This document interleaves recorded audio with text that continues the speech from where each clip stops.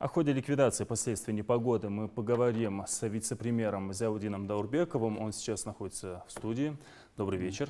И начнем с электричества. Еще днем там поступила информация о том, что 6 тысяч домов в республике остались без света. Вот к этой минуте насколько удалось исправить эту ситуацию? Дело в том, что сегодня я начну с того, что заблаговременно поступила информация с Росгидрометцентра о неблагоприятных погодных условиях, ожидающихся. Значит, по линиям деятельности экстренных служб были проинформированы, было проведено оповещение населения через различные специализированные службы.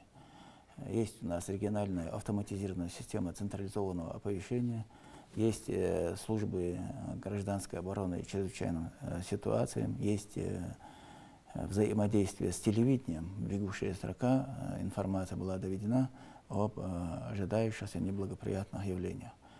Соответственно, действительно, вот в послеобеденное время в республике, в отдельных населенных пунктах, ну и можно сказать, Назрань, Назрановский район, в основном Сунжинский район, вот в этих районах, муниципальных образованиях наблюдались сильные дожди, да, с градом.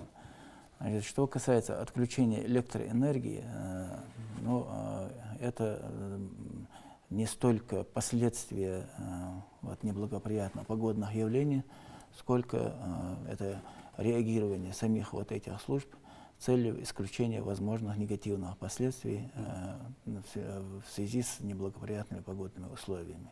То есть намеренно произведено отключение электроэнергии.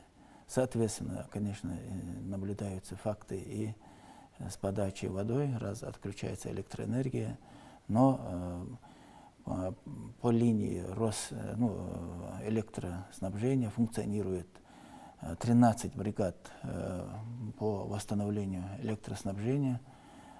На данном, хотелось бы сказать, что все сообщения граждан об отключениях электроэнергии, они принимались по линиям связи, прежде всего система 112 у нас работала.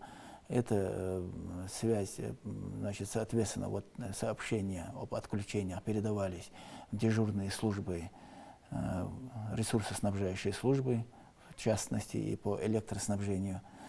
Проводилось экстренное реагирование на вот эти отключения и принимались меры к восстановлению там, где было нарушено. Но там, где наблюдалось последствия неблагоприятных погодных явлений, короткий промежуток не представлялось возможным, как я уже выше сказал, не представлялось целесообразным, и это было небезопасно для населения. В последующем, в данный момент уже вот эта система реагирует в штатном режиме. А помимо восстановления электроэнергии, какие еще работы проводятся по ликвидации последствий? Я вам скажу, что в городе Назрань, в Назрановском районе и в Сунжинском районе, значит, проведены заседания комиссии по чрезвычайным ситуациям и обеспечению пожарной безопасности. Значит, есть у нас единая государственная система реагирования на чрезвычайные ситуации, территориальная подсистема. Значит, на уровне вот этих муниципальных образований, значит, введен повышенный режим функционирования РСЧС, так называемая система. То есть это готовность номер один к реагированию на любые проявления, в частности, связанные с обеспечением населения газом, светом, водой.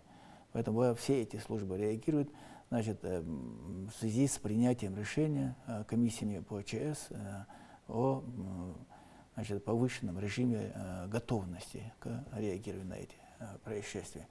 Соответственно, на данный момент у нас подсчет последствий неблагоприятных погодных условий продолжается. Значит, окончательные сведения они будут известны только завтра. По предварительным данным, в частности, я бы хотел сказать, что, например, в сельском поселении Икажево у нас есть информация о повреждении кровель 13 домовладений. Значит, есть информация о повреждениях отдельных участков дорог. Значит, по линии Минсельхоза имеется информация о значит, пострадавших посевах сельхозкультур. Сельхоз, да, Значит, пострадал, то есть да. везде по вот этим линиям созданы специальные оперативные группы, которые занимаются, во-первых, есть такая функция, как, насколько это возможно, предотвращение, пресечение, дальнейшее развитие вот ситуации, там, где это возможно, естественно, восстановление нарушенного такого хозяйства, так сказать, подсчет ущерба. Естественно, для этого в последующем необходимо планировать восстановление того ущерба, который нанесен и гражданам, и юридическим лицам. То есть вот такая работа. А те люди, которые пострадали от стихии, они могут рассчитывать на поддержку со стороны властей? Значит, дано указание и главы республики, это предусмотрено и в нормативных правовых актах, регламентирующих, значит, выделение денежных средств из резервного фонда. В частности, есть муниципальный уровень реагирования, есть региональный уровень и есть федеральный уровень. Значит, соответственно,